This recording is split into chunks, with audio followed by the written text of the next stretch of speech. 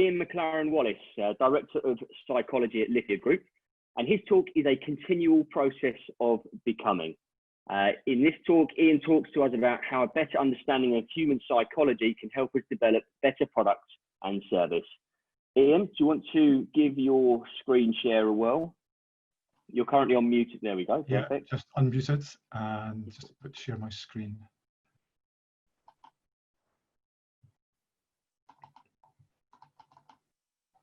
So can everyone see a picture of a brain? That's good. Yeah, you're sounding good and the screen share is good. Over to you, Ian. What I'm going to talk about in the next 15 to 20 minutes, unless I get completely carried away, in which case Alex will rein me back in with his shepherd's crook, is just a different way of looking at human behavior and human psychology. And I'd really like to thank Tim from the bottom of my heart about that fantastic talk and the experience he shared. And I'll be sharing some perspectives on what he's done is a really, really human way. It's a really natural and organic way to engage with uncertainty, tension, and challenge. I've worked as a psychologist in many different industry domains and sectors. I was voted the most innovative organisational psychologist in the UK, he said modestly. So I'm just going to chat about a different approach that I've been taking and with some colleagues like Scott Saveright have been taking to understanding human behaviour individually and collectively.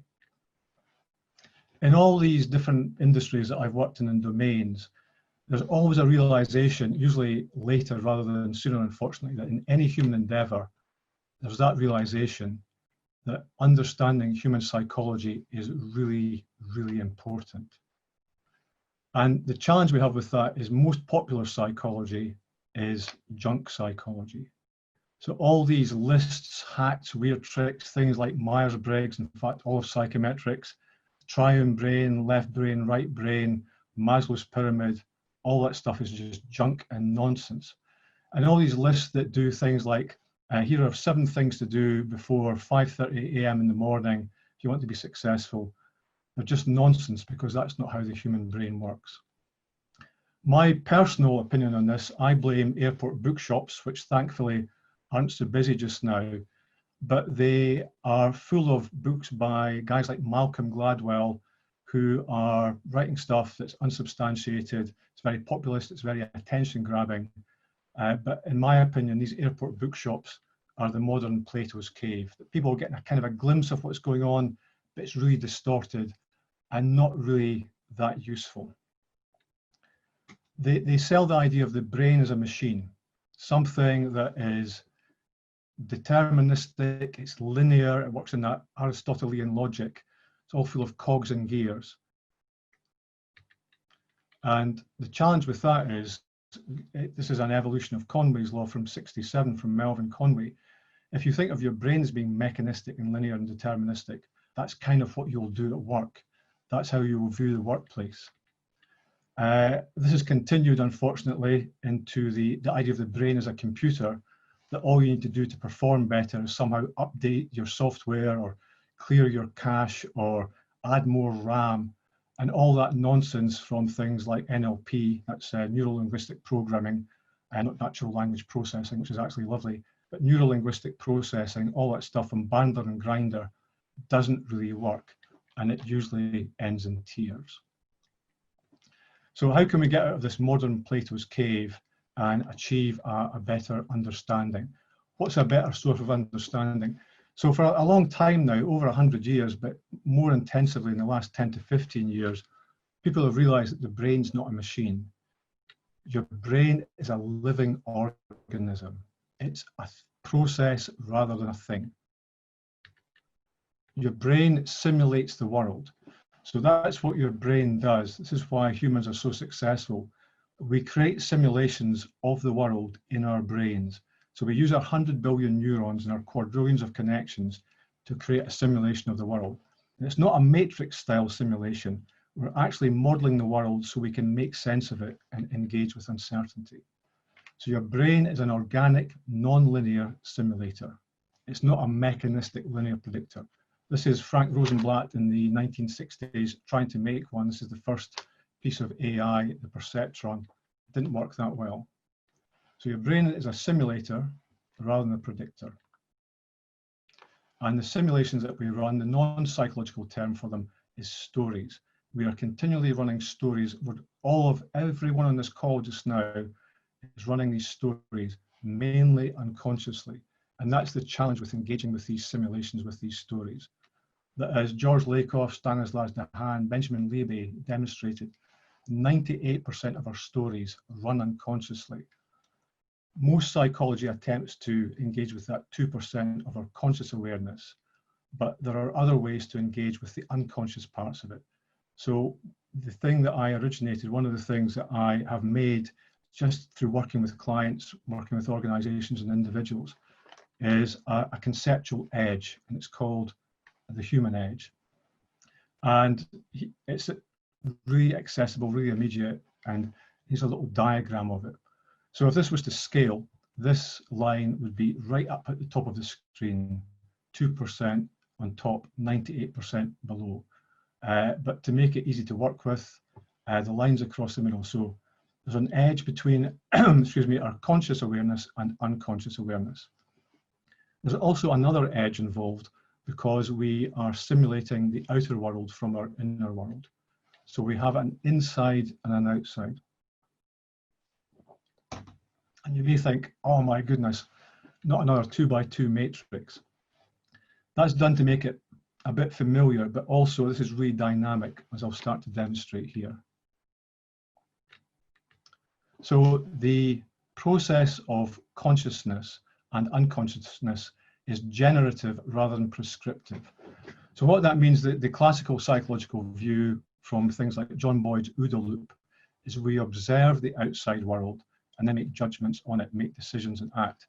Or from Chris Argyris with his ladder of inference, we're observing something and then going up a ladder of understanding around it. That's not how it works. Your brain is continually unconsciously generating imagery. So visual, audio, haptic, olfactory, doing this all the time. So just to sketch that out, it kind of looks like this. We have this imagining loop. And this imagining, 98% of it is happening unconsciously. And we are generating this and feeding it forward and validating it with our senses in the outer world. So as far back as 1911, the Scottish neuroscientist Thomas Graham Brown stated that the function of the senses is to modulate internally generated imagery. And latterly, guys like Anil Seth have been confirming this. So this is how your perception works. It starts from the inside, you feed forward and you validate it. And it's non-periodic, it's largely deterministic, it's non-linear, but it is a flow. And it forms what Edward Lorenz described in 1963 in his famous paper that I'm sure you're all familiar with, Deterministic Non-Periodic Flow. It forms a dynamically stable system, a Lorenz attractor. And then what happens when we do this, we validate in the outer world, we feed it back into our imagination. But because we have that conscious awareness, we also abstract generalities from the validation. So theories, ideas, concepts, thoughts. So we start to symbolize those. We symbolize those in our inside. We're making theories and ideas and concepts about what we have sensed in the outside world. And because we're all running simulations, you're probably thinking, there's an empty space there. There must be another perceptual loop there. And you're absolutely right. What happens is we then take what we have symbolized, our thoughts and ideas, our concepts, and we feed them back forward, mainly unconsciously, into the outside world in a process of dissemination. So we disseminate aspects of our identity, of our needs, of our beliefs into other people, places, events, and objects. Now, I'm just whizzing through this because I don't want to go into a huge psychological lecture, but just trying to give you some feeling, some glimpses, some sense of how human perception and human psychology really works. And those four perceptual loops are folded together plectically to form this plectic Lorenz attractor. We can also use these loops in other ways. We can use them in this really immediate way, that we can understand them as being emotional, physical, mental, and spiritual. So when we imagine something or when we emote, these two are really closely linked. So if you're a bit angry with me, you're unlikely to say, Ian, I'm angry with you, because I'll just think you're just a bit disappointed. But if you say, I'm absolutely fuming at you, Ian, so it sounds like you're on fire with anger, or if you do that again, I will positively erupt. It sounds like you're a volcano. Or if you're frustrated with me and say, working with you is like banging my head off a brick wall. We use linguistic and physical imagery all the time to express our emotions. We validate those with physical things, what we can sense, what we can see, what we can feel, what we can hear. And we also, when we abstract those, they become mental things, theories, ideas, and thoughts. And when we push them back out unconsciously, they become things that we explore in that spirited way, things that raise our spirits, lower our spirits. And it's not spiritual in the sense of any religion or theosophy. It's just something exploring the unknown. And we can map that again to something even more immediate: hearts, hands, heads, and horizons. So we feel with our hearts, we sense with our hands, we think with our heads, and we explore with the horizons.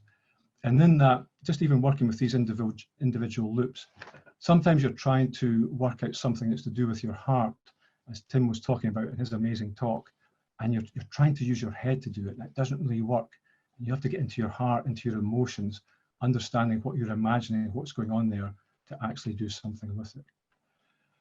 It can also happen when we try and work too logically with something, when we're just using a couple of the loops there, when we're just looking at things that are really conscious, so theories and senses. And until quite recently, until the 19th century, the word psychology meant the engagement with the soul and spirit. That's the original Greek meaning of psyche, is soul and spirit. And it wasn't until the late 19th century that psyche actually came to mean mind. So anything psychological, if you ignore the soul and the spirit in it and try and just solve it logically, it doesn't usually work out that well. We can also go the other way. We can have what Tim's been describing here as that Ulysses contract, what's happening emotionally and spiritually below the surface. We can do that, but as Tim showed, we really need to look at the data, look at the facts above that.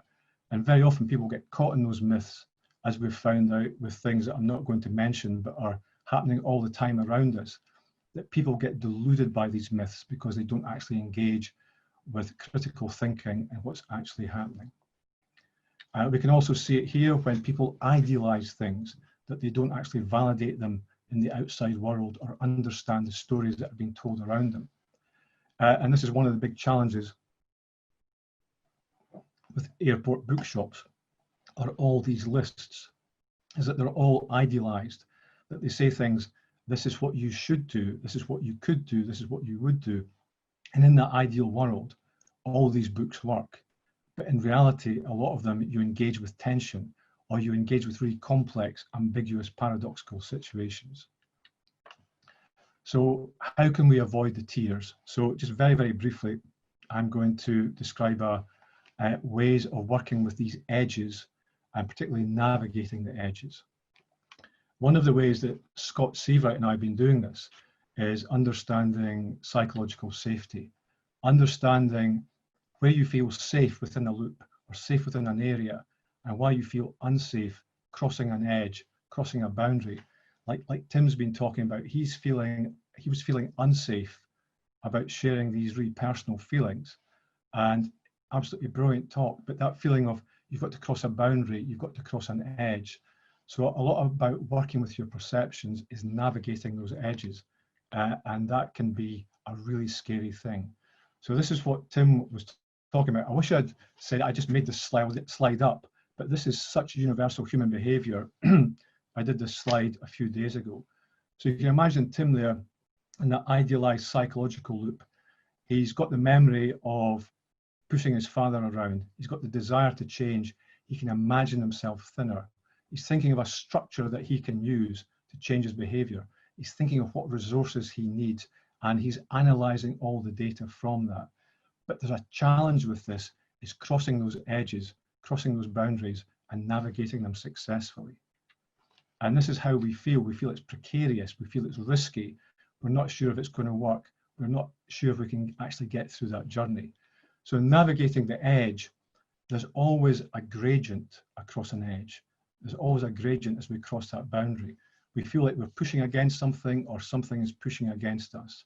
And there are various gradients. It might be an authority gradient.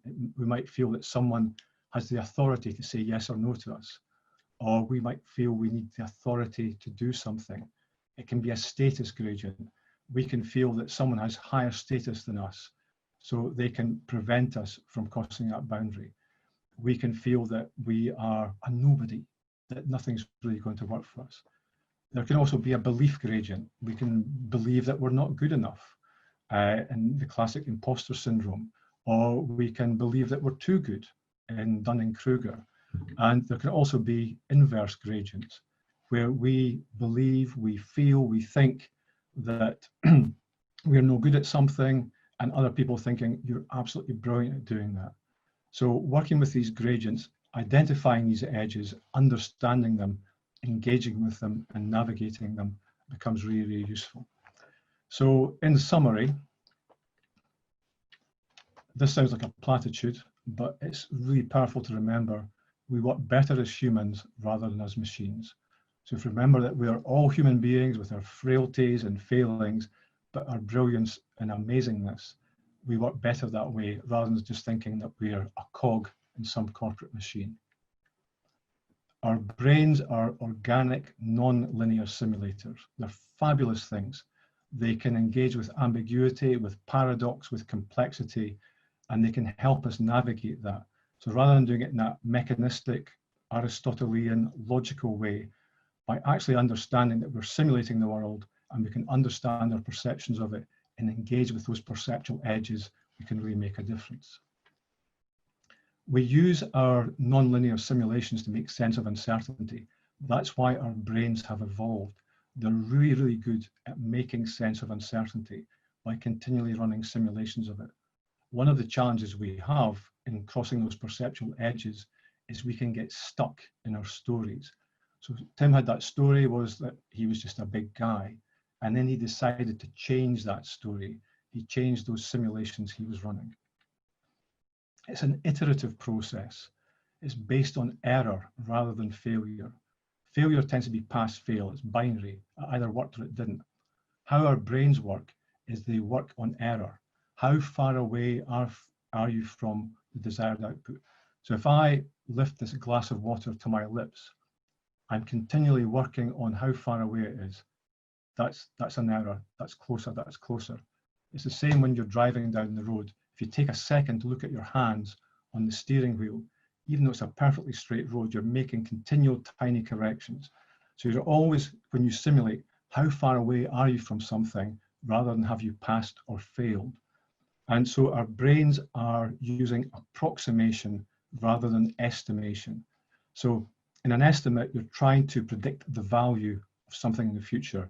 In an approximation, it's proximal. How close are you to the outcome you desire? So working with error is far more powerful than working with failure. It's a continual simulation rather than a periodic prediction. So rather than time boxing something and saying, I predict this will occur, this outcome will occur at this time, you're continually simulating, updating, checking those errors, evolving, making it better and better. Who we are and what we make are always works in progress. Things emerge for us, we get them into a steady state of existence, and then we're always trying to evolve them and improve them. And to be a human is to be in that continual process of becoming. We're all works in progress. We've been people, we are people, and we can use that experience and awareness, use our perceptions to become people. So I'm Ian Wallace, Ian McLaren Wallace. If you'd like to get in touch with me and chat a bit more about the human edge or psychology or why I've got this fascination with Laurel and Hardy's shifting pianos, please do. You can go to the website, LinkedIn, Twitter, YouTube. I don't use Facebook anymore. I deleted that a few years back for reasons that are becoming obvious. Thank you very much. Ian, thank you very much indeed. I thought that was absolutely fantastic, and I think incredibly poignant to our audience as well. I thought that was really great. Thank you very much.